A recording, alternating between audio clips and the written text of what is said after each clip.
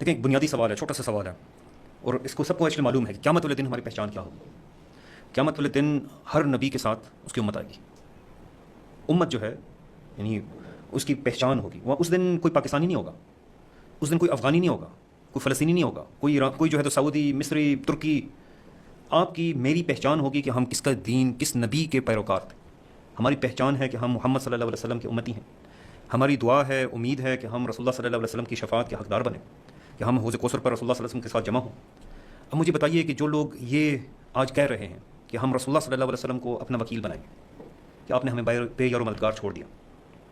جس نبی نے یہ کہا تھا کہ المسلم اخو المسلم، کہ مسلمان کا بھائی ہے، نہ اس پر ظلم کرتا ہے، نہ اس کو ظالم کے حوالے کرتا ہے، نہ اس کو بے یار و مددگار چھوڑتا ہے، میرا وکیل کون بنے گا؟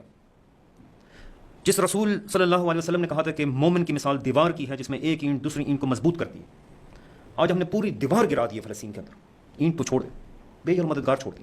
کہ رسول اللہ صلی اللہ علیہ وسلم نے میثاق مدینہ کے موقع پر کہا کہ ادنیٰ مسلمان کی امان، تو امان دشمن کو دیتے ہیں نا، وہ سارے مسلمانوں کی طرف سے۔ ہم نے تو اپنے بھائی کو جو ہے اس ٹائم اپنی بہنوں کو بے یار و مددگار چھوڑا ہوا، کہ مسلمان ایک مسلمان کے ساتھ یہ اس کا حق ہے۔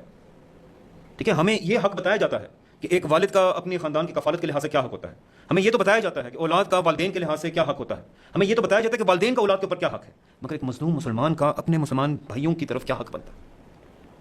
بے شک اس وقت ہم سب کے سب گنہگار ہیں، ہم سب کے سب جو ہیں تو اس جرم کے اندر، اس ظلم کے اندر شریک ہیں کہ ہم نے اپنے بھائیوں کو، اپنی بہنوں کو، اپنے بچوں کو بے یار و مددگار چھوڑ دیا، کہ ان کا کوئی جو ہے تو پرسان حال نہیں۔ ان کی آواز کے اوپر جیسے آپ نے بتایا کہ وہ آوازیں دے دے کر تھک گئے، کہتے ہیں کوئی نہیں سن رہا۔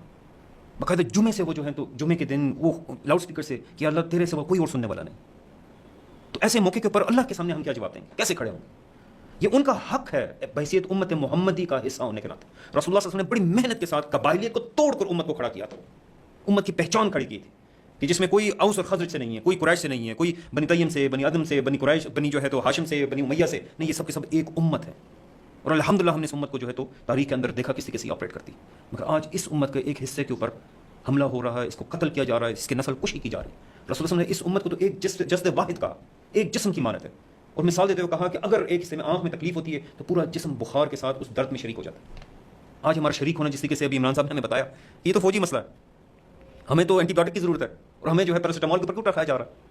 وہ سوال تو کر رہے ہیں، ان کا سوال بالکل بچا ہے۔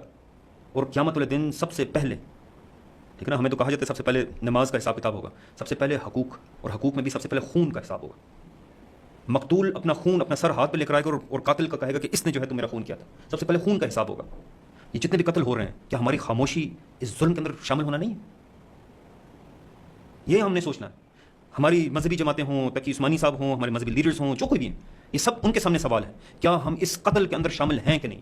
حکمرانوں کی بات تو آ گئی یہاں، وہ تو شامل ہیں، وہ تو یہودی وجود کے محافظ بنے ہوئے ہیں اس وقت، مگر ہم میں سے ہر ایک کے اوپر آج یہ سوال موجود ہے، کیا ہم اس ظلم میں، اس قتل میں شامل ہیں کہ نہیں؟